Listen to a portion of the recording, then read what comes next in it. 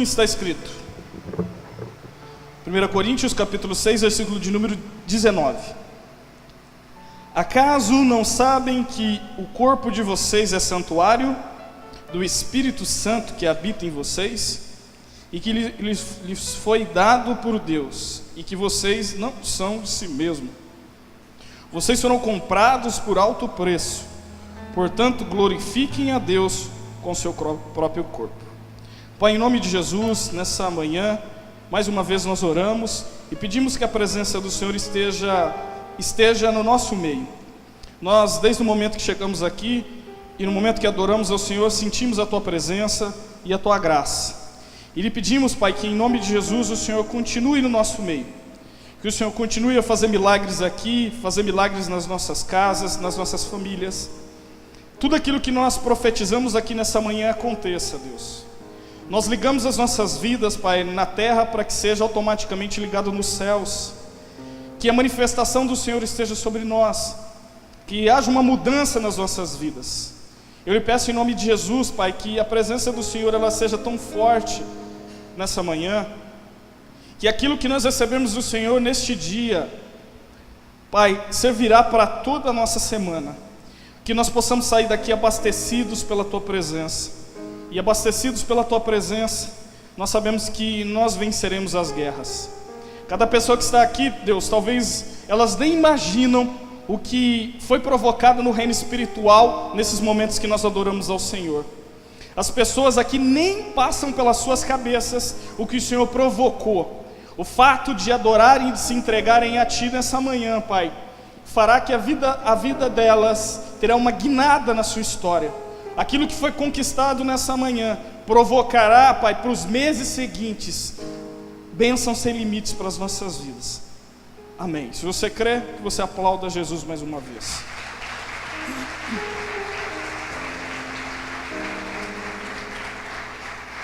Amém.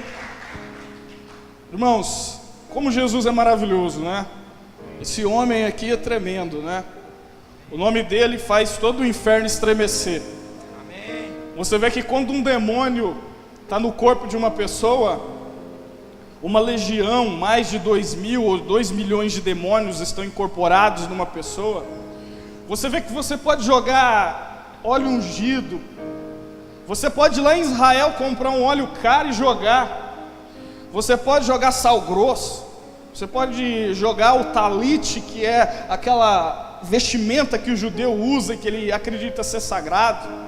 Você pode pegar o endemoniado e jogar ele dentro dos rios da Galileia. Pode jogar ele lá no Mar Morto, que ele não vai afogar, ele vai ficar sobre o mar, porque não há oxigênio, então ele vai flutuar no Mar Morto. Tudo isso você pode fazer, mas mesmo assim o demônio continuará.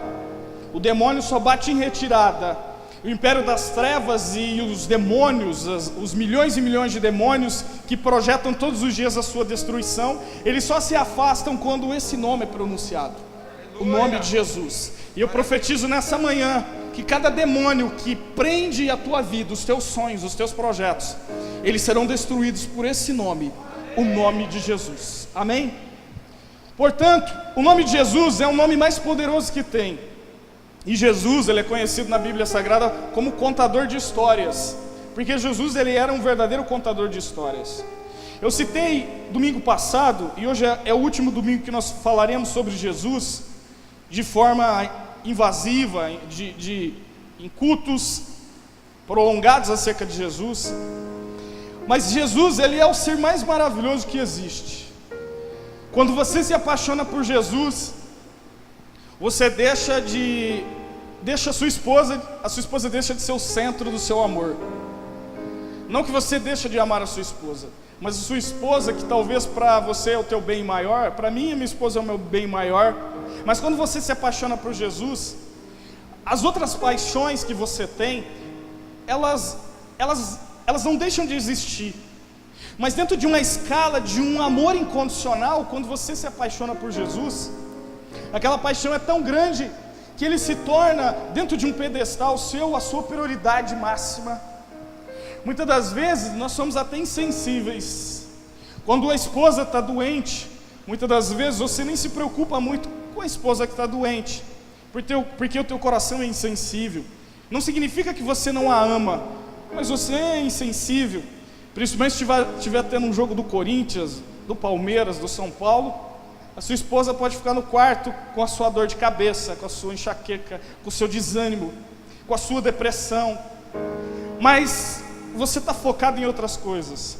Mas quando você se apaixona por Jesus de verdade, quando você conhece a Jesus, as outras coisas não são mais regras de prioridade. Quando você se encontra de verdade com Jesus, Ele é o centro da sua atenção. E quando você realmente se apaixona por Ele, e Ele desde o princípio Ele já se apaixonou por você. Jesus, Ele não se apaixonou por você quando você se batizou. De vez em quando eu vejo no Face, os meninos da igreja postam, algumas pessoas se batizando na casa do pastor ou em algum rio. E aí eu vejo aquilo, eu começo a imaginar que alegria, o céu está em festa, porque alguém se entregou, ele se apaixonou por Jesus. Mas eu começo a imaginar que aquele momento que a pessoa se batiza, ela é a confirmação de uma paixão por Jesus. Porque na realidade, quando você nem uniforme era, segundo a Bíblia, ou seja, quando você nem formato tinha dentro do ventre da sua mãe, quando o seu papai chegou na sua mãe e disse assim: e aí, vamos fazer uma menina, um menino? Ou mesmo quando de repente a sua mãe nem projetou, de repente a sua mãe chegou, não está vindo para mim, está atrasado. Foi lá na farmácia, pegou, fez um exame lá, que eu não sei como que é, fez um exame e já chegou lá: você está grávida. E a primeira palavra que ela pronunciou foi desgraça. Que notícia, que desgraça. Automaticamente aquela palavra no reino espiritual, ela já amaldiçoou a tua geração. Ela olhou para você sem forma e vazio e disse desgraça. Porque ela sabia que aquele fato de você nascer iria provocar todo um colapso na vida dela. Eu já vi histórias de mulheres que elas vendiam o seu corpo e de repente elas, porventura, elas se distraíram no medicamento e elas se engravidaram. E de repente elas ouviram falar que elas estavam grávidas. E essas mulheres tentavam matar as crianças no ventre e por algum motivo aquela criança não morria. Outras mulheres até elas permitiam que a criança nascesse. Se você for naquela antiga Praça da Sé em São Paulo, você vai encontrar mulheres magras, com o seu olho vermelho, no puro crack, com uma barriga desse tamanho, mesmo com a criança dentro do seu ventre, elas todos os dias estão bebendo, cheirando cola, cheirando cocaína. Tudo aquilo que ela está ingerindo está contaminando a vida física daquela criança. Mas muito maior do que ela provocar algo físico dentro daquele ser que está sendo gerado, ela está provocando no reino espiritual maldições para aquela criança. Porque possivelmente quando aquela criança nascer, ela vai entregar para alguém.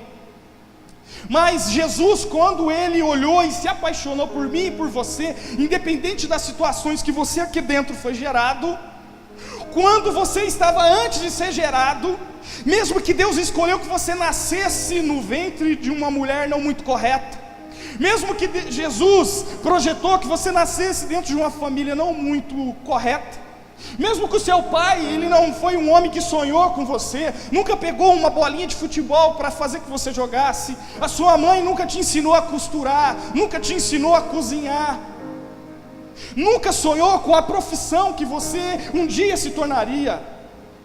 Jesus, quando você nem no ventre da sua mãe estava, Jesus, Ele já projetou a tua cara, já projetou a tua profissão. Jesus, Ele já projetou a tua forma de ser. Jesus, Ele já projetou o casamento que você terá. O maior sonho dos pais é projetar o casamento dos filhos.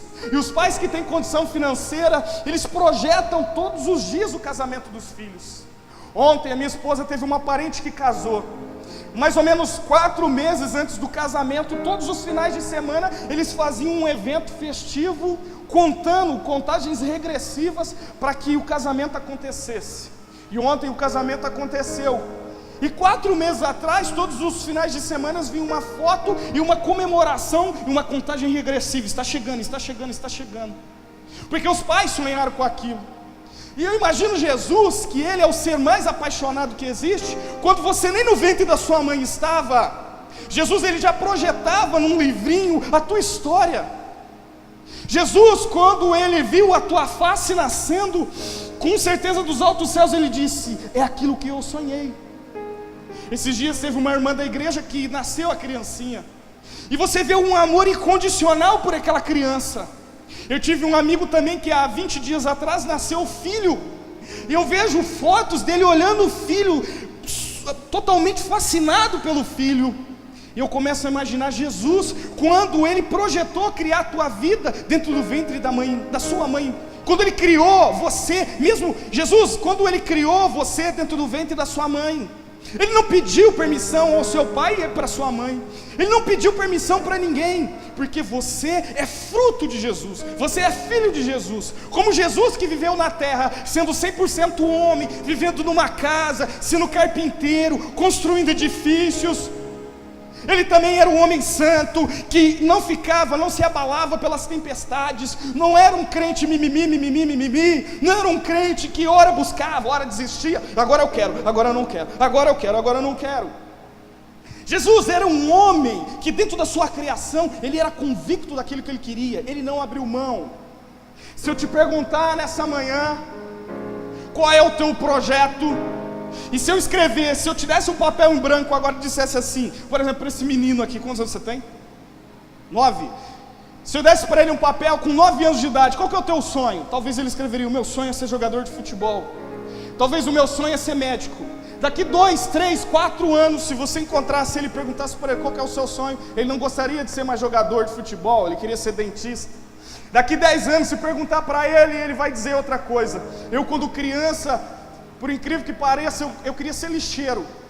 Quando eu tinha 7 anos de idade, eu vi os lixeiros com uma lata na mão, pegando lixo na minha casa, e eu achava aquilo muito espetacular, porque eles desciam do caminhão e corriam, e aí eles vinham muito, pegavam a lata do lixo e jogavam no caminhão. Eu não sei porquê, mas quando criança, a minha mãe e o meu pai diziam, e eu dizia para eles que eu queria ser lixeiro, porque eu achava aquilo incrível. Quando os anos se passaram, eu olhei a profissão de lixeiro e discriminei aquilo e disse assim: não, primeiro que ele cata no lixo, ele pega coisa suja. Os anos se passaram e eu disse: não, mas o lixeiro ele não ganha muito bem. Os anos se passam e você tem mudanças, você tem desejos diferentes. Um dia quando jovem, você queria as menininhas, você queria as morenas. Os anos se passaram, você queria as loiras. Uma hora as meninas querem os carros tonados, rebaixados, as picapes rebaixadas, né? Tem a moda das picapes rebaixadas. Aí depois chega o tempo e ela não quer mais a picape rebaixada. Então há uma mudança nas nossas vidas. Um dia nós gostamos de um estilo de música, outro dia nós não gostamos mais do estilo de música. Há uma mudança dentro de nós. Um dia nós achamos um pastor espetacular. Esse é o exemplo de santidade. Mas um dia o pastor falha contigo, porque o pastor é humano, Jesus era humano. E você diz: não, esse homem é falho, ele não é um exemplo a ser seguido. A pessoa que está do seu lado, talvez você um dia olhou essa pessoa como exemplo, mas foi só ela pisar no teu calo e você dizer assim: esse cara não é um cara confiável. No seu trabalho, no seu convívio, há mudanças, nós mudamos todos os dias. Há uma mudança de comportamento todos os dias. Além de uma mudança física, que nós ficamos gordinhos, uns magrinhos, mas há uma mudança dentro de nós. O nosso caráter, ele é mudado, ele é alterado. Mas essa manhã o que Jesus quer dizer para você, que mesmo que houve mudanças na sua história, mesmo que você não seja mais aquele menininho com caráter correto, mesmo que você não seja mais aquela menina que se batizou nas águas e disse assim: a partir de hoje o Senhor é o meu centro das atenções, a partir de hoje eu deixo todo o meu pecado de lado e eu vou me entregar por inteiro, a partir de hoje eu quero ser um missionário lá na África.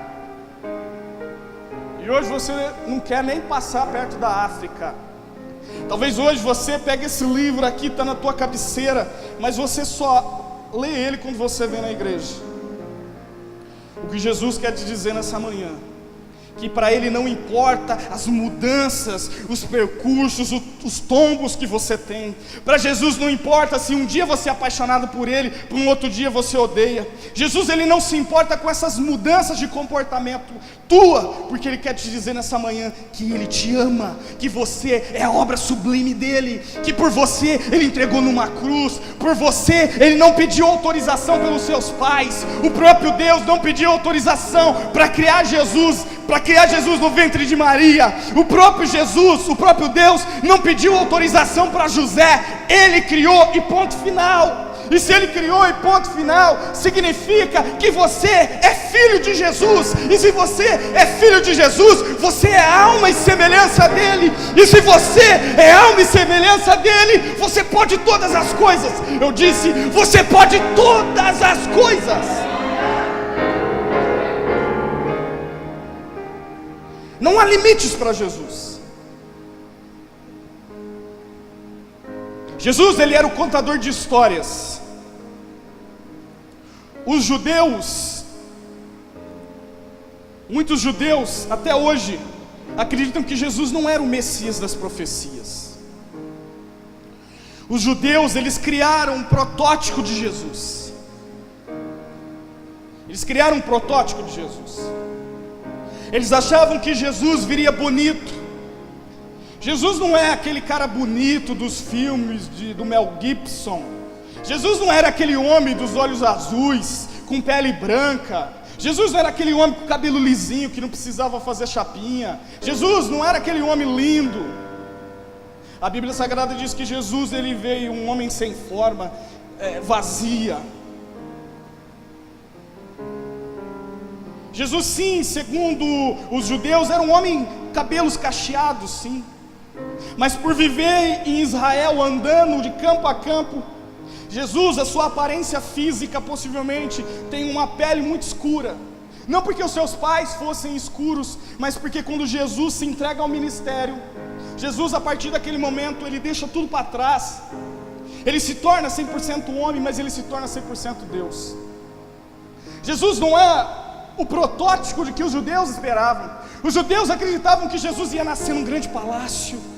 Os judeus acreditavam que Jesus era um homem que andasse em carruagens de ouro na terra. Eles acreditavam que Jesus fosse um homem que iria pregar uma pregação que fosse tocar no coração de todos. Os judeus acreditavam que Jesus seria um homem que iria apaziguar todas as pessoas do mundo. Eles acreditavam que Jesus seria um grande político, que Ele ia discursar e cada pessoa do planeta Terra iriam ter uma mudança, porque Ele iria tocar em todos os corações. Mas Jesus, Ele se levanta com um discurso diferente. Primeiro que Ele foi escolhido numa cidadezinha chamada Nazaré, de 20 casinhas, no ventre de uma mulher de 16 anos, que nem adulta era. Ele era um homem da Galileia, uma cidade simples. Ele era um homem que tinha uma profissão humilde. Ele não era um faraó. Os judeus acreditavam que Ele nasceria num palácio. Jesus, quando Ele andava na terra, Ele andava sozinho, mas Ele atraía as multidões ao lado dele. E essas multidões eram tocadas por Jesus. Quando Jesus nasce numa estrebaria, resumindo, no lugar onde nasce e moram os animais, o teu Jesus, o homem mais sublime da terra, o homem mais fantástico existiu, o homem que a sua mente era fascinante. Eu fico lendo, eu fiz administração de empresa e me lembro quando estava na faculdade, eu não tinha dinheiro para comprar uma revista, eu lembro até hoje, chama Você S.A. da Editora Exame. Eu não tinha dinheiro para assinar essa revista, e eu pegava essa revista na faculdade, na do Vale, em Olímpia, e eu lia em casa. Eu lia 4, 5 revistas dessa editora. E eu me lembro que essa editora, ela traçava o perfil dos grandes homens de sucesso. E lá eles usavam Bill Gates, o cara que fundou a Microsoft, um computador, uma tela de um computador onde as pessoas se comunicam com o planeta Terra em qualquer horário do tempo. Eles citavam sobre Steve Jobs, um homem que lançou um celular que está de geração a geração, o celular mais vendido do mundo, o celular mais incrível do mundo.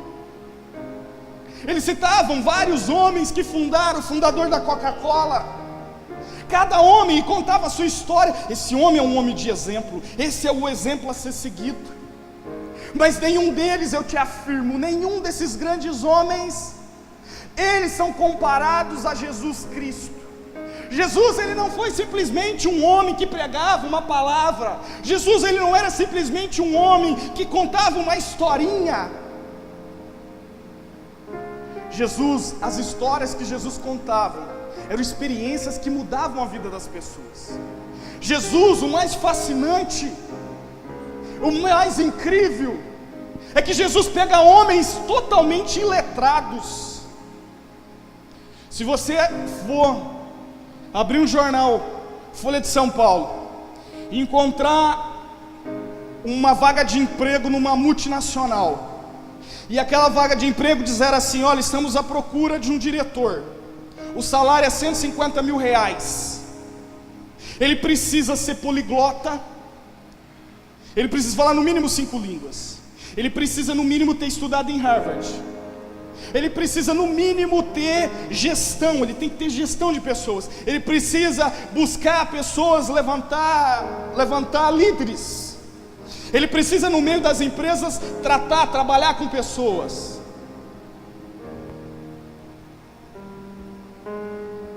Imagine se Jesus fosse se candidatar à profissão de um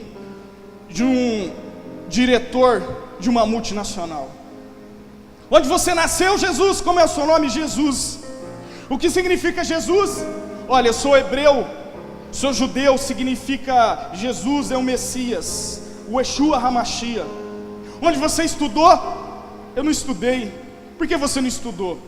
Porque o estudo só é estudo porque ele nasceu de mim. Você estudou em Harvard? Não. Onde você estudou? Eu estudei aqui em Jerusalém. Mas você não estudou? Não, eu estudei em Jerusalém. Então narra para mim o que você fez para se qualificar. Se você está vindo aqui numa entrevista, é porque você está qualificado, porque você acha que você tem qualificação, porque você não é burro, você não é sonso, você leu e sabe as regras para que você se candidate a essa vaga. E Jesus olha e fala: você quer que eu narre a história minha? Então eu vou narrar. Eu nasci. Onde você nasceu? Você nasceu nos Estados Unidos? Quando criança, sua mãe levava você no parque, na Disney? E Jesus dizia: não, eu nasci numa estrebaria. E o cara diz assim: mas estrebaria? Estrebaria não é onde nascem os animais? Isso, eu nasci lá. E da onde vêm seus pais? Seus pais moraram em Orlando, na Flórida? Não, a minha mãe nasceu em Nazaré. Onde é Nazaré? Nazaré é uma cidadezinha de 20 casas. E o que você fazia? Você ia aos finais de semana na Disney, em Orlando? Não, a minha mãe me levava no templo. E o que você lia no templo? Você lia as poesias do passado? Não, eu lia a Torá. Quem que te ensinava, Jesus? Foi algum grande mestre? Não, eu enxergava homens cruéis, e dentro de mim eu enxerguei que eu poderia mudar uma humanidade. Então você se enxerga com prerrogativas para administrar, para levantar líderes? Sim. E quando nós olhamos para a vida de Jesus, ele foi o maior líder que já existiu. Quando os homens apunhalavam a Jesus, o que ele teria que fazer? Apunhalar os homens. Se você faltar o seu emprego, no outro dia você é demitido. Se você chegar triste, ninguém do seu emprego vai querer ouvir aquilo que você tem, as suas mazelas da vida. Mas quando os homens faltavam nas orações, Jesus ia até os homens, até os seus discípulos. Jesus chegava nos homens e os homens esperavam que Jesus iria chamar a atenção. A primeira coisa que Jesus fazia, Jesus pegava a cabeça do homem sem falar nada, pegava na nuca dos discípulos, dos homens que estavam querendo desistir de Jesus. Ele pegava a cabeça pela nuca da pessoa e colocava ela bem no peito dele, e ele chorava junto com aquela pessoa. Aquele choro, apenas aquele toque de Jesus, o olhar de Jesus transformava as pessoas. Jesus não precisava ter um discurso muito bonito. Jesus não precisava abrir uma poesia para levantar os homens. Jesus não precisava de regras motivacionais para levantar uma geração. Apenas pelo olhar de Jesus, quando ele olhava em alguém, aquele olhar de Jesus dizia tudo. O olhar dele era um olhar fascinante. Augusto Cury, quando escreveu os livros dele, um grande pensador e psicólogo do Brasil, ele disse: Jesus era o homem mais fascinante. Os olhos de Jesus transformavam as pessoas. Eu quero que você fique de pé comigo.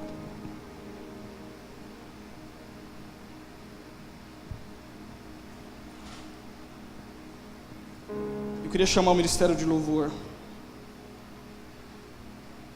Eu poderia ficar aqui horas e horas e horas e horas falando sobre Jesus.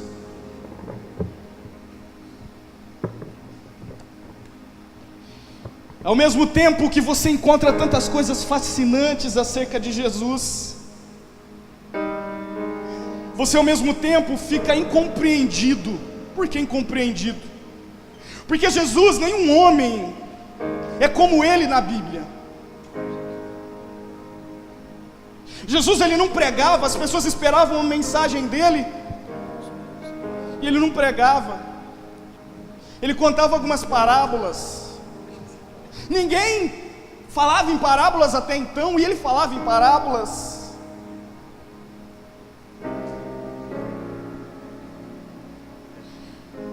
Jesus foi o homem que mais amou a humanidade. Quando ele se entregou numa cruz, foi a prova de amor a ele, foi a prova de amor a você. Talvez para você é uma prova de amor e alguém chegar para você e falar: toma um iPhone 7 aqui na tua mão. Talvez a prova de amor para você é alguém te presentear com um carro. Imagine alguém pegar do nada, chegar na tua casa e te dar um carro. Talvez a tua esposa, a prova de amor para ela é você dar um panetone da Balduco.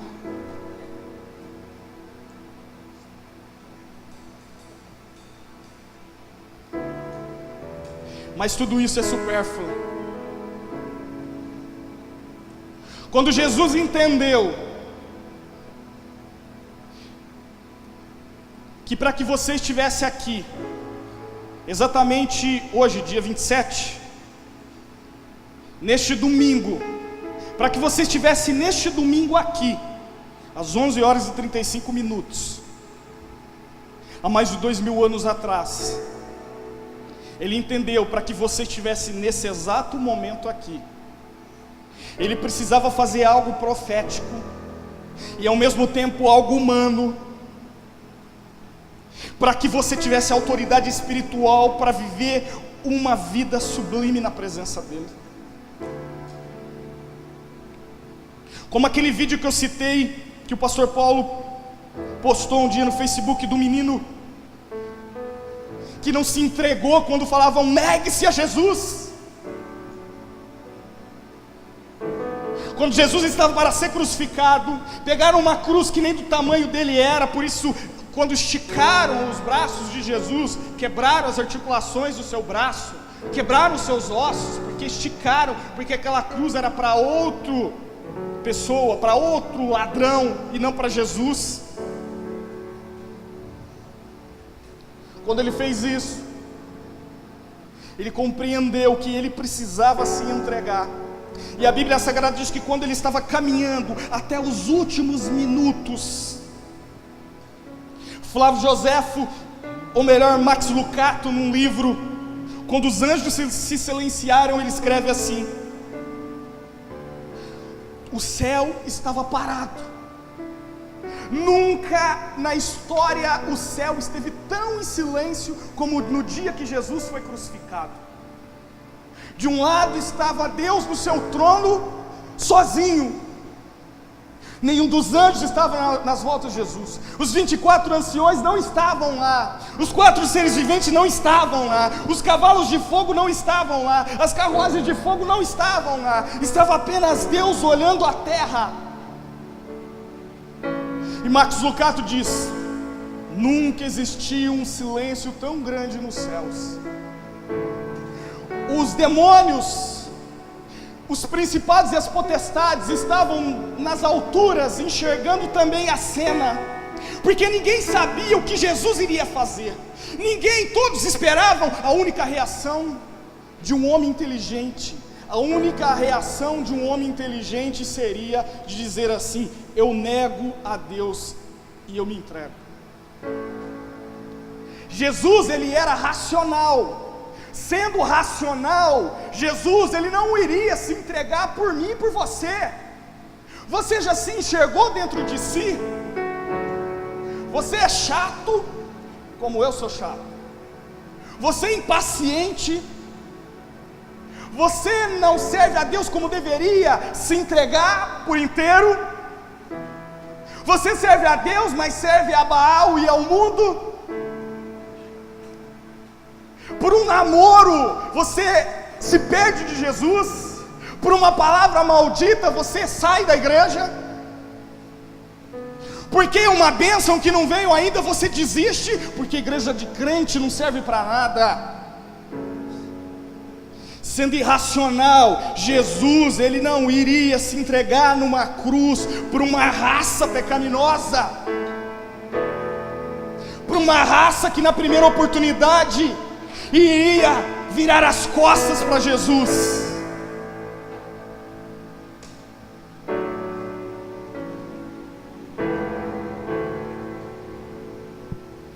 Os anjos estão de um lado, Deus no centro, nos principados, os demônios, as potestades, o próprio Satanás tentando imaginar o que aquele Jesus iria fazer. O próprio Satanás deve ter pensado assim: é dor demais, é muita dor, é dor física, é dor espiritual, ele não vai aguentar. E vinha as chibatadas, e com aquelas chibatadas existiam os dentes que perfuravam. Quando ia a chibatada, ela pegava na carne de Jesus, e quando puxava, ela rasgava por inteiro. Ele olhava para os seus discípulos, e muitos tinham fugido. Os seus amigos, aqueles que beijaram a Jesus, tinham fugido. Existia Maria, estava lá chorando. A dor física vinha, mas maior que a dor física, ele olhava ao seu canto da cruz, ele não enxergava aqueles na qual ele se entregou. Ele poderia olhar aquela cena e dizer assim: se nem os meus discípulos que andaram comigo estão aqui, quanto mais uma humanidade que daqui 2000 anos vai me negar na primeira oportunidade que tiver. Ele poderia dizer: Deus, eu vou rejeitar essa cruz, vou me entregar, e eu vou sair dessa cruz, porque nem os meus discípulos estão aqui, quanto mais uma geração e outra geração. Mesmo assim, ele foi morto, ele foi chicoteado antes de morrer, ele foi cuspido na sua face. Pior que a dor física era a dor espiritual. Eu quero te dizer nessa manhã, fecha os teus olhos. Eu quero te dizer nessa manhã que você é fruto do sonho de Deus. Há dentro de você um Espírito Santo de Deus. Há dentro de você uma atmosfera divina. Quando Deus disse: façamos o homem a nossa imagem e a nossa semelhança, Ele estava dizendo: eu faço um homem 100% homem, mas há dentro do homem uma atmosfera divina. Dentro de você há algo divino, algo sublime, que precisa ser ativado. Você precisa ativar algo que está dentro de você. Talvez dentro de você existe algo que nunca foi ativado. Nessa manhã, o Senhor, Ele veio aqui para dar dentro do teu ser. Ative algo que está dentro de você.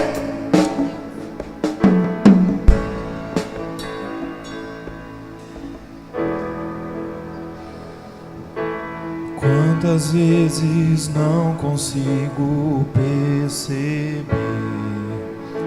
a tua mão, teu cuidado em meu viver, sem merecer, eu sei,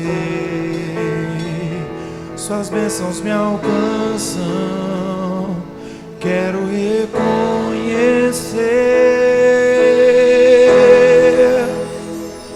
Ajuda-me a ver o amor que me desperta pela manhã.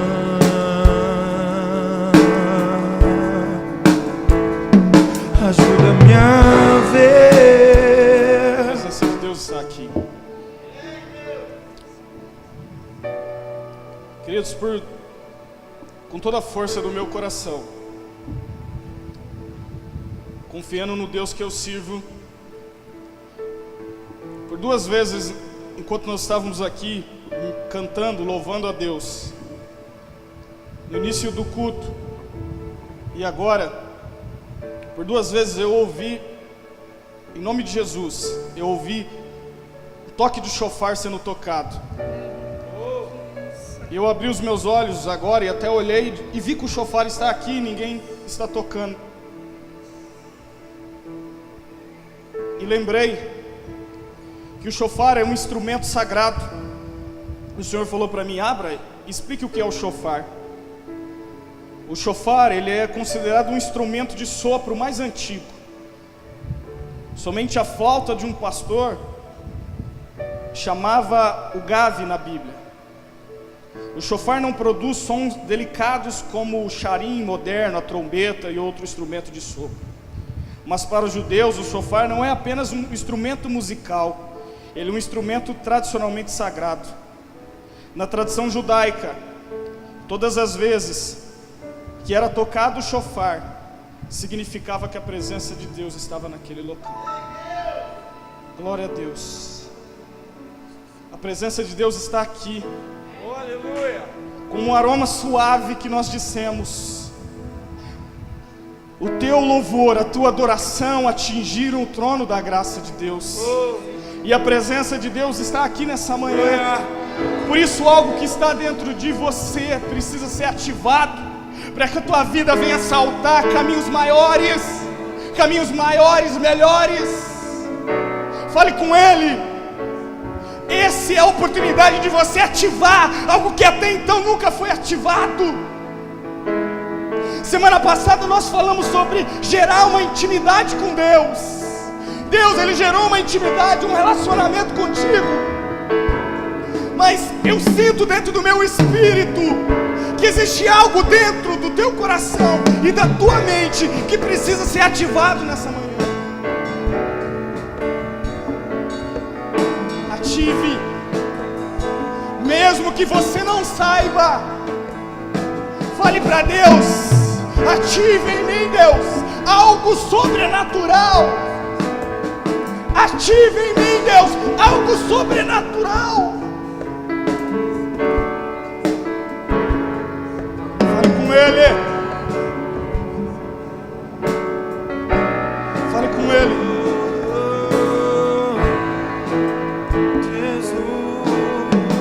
Ele cresceu diante dele como um broto tenro, e como uma raiz saía de uma terra seca.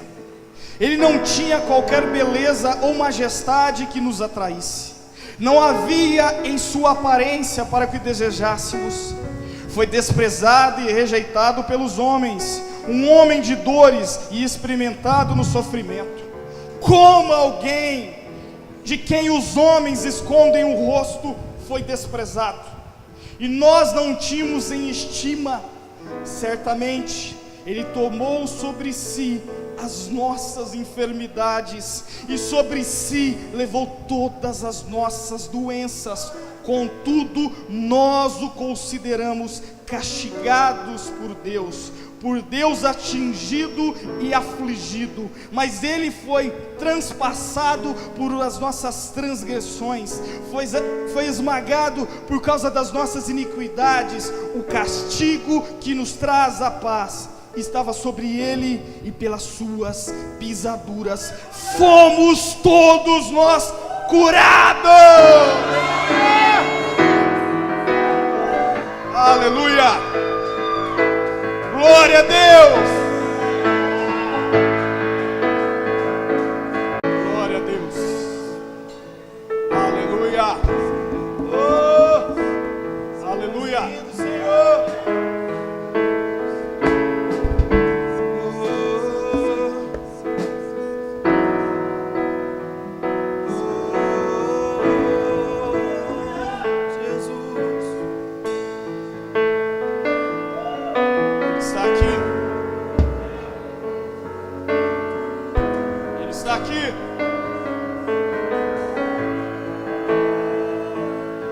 Você nessa manhã, não se preocupe com os problemas, todos foram resolvidos.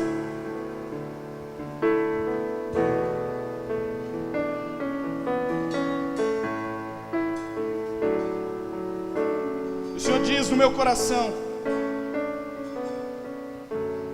assim como foi com Esaú, que foi à procura de apenas as jumentas do pai,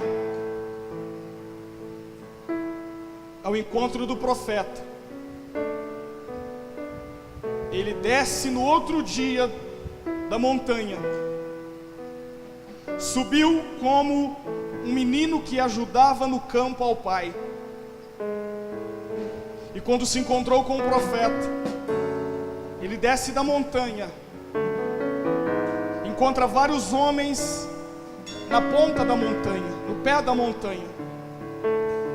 Os homens olham para ele, a glória do Senhor está sobre a vida dele, e ele não é mais um menino que cuidava das jumentas, e sim o novo rei de Israel. O Senhor nessa manhã, ele te diz, você talvez entrou com tantos problemas aqui, buscando a solução de apenas um problema, a solução de apenas uma pontinha. O Senhor te diz que o problema que você veio buscar já foi resolvido, mas você sairá daqui dessa manhã com algo sublime, espetacular, que você não tem nem dimensão do que Deus provocou nessa manhã na tua vida. Aplauda Jesus com toda a força de Deus. Glória a Deus. Glória a Deus.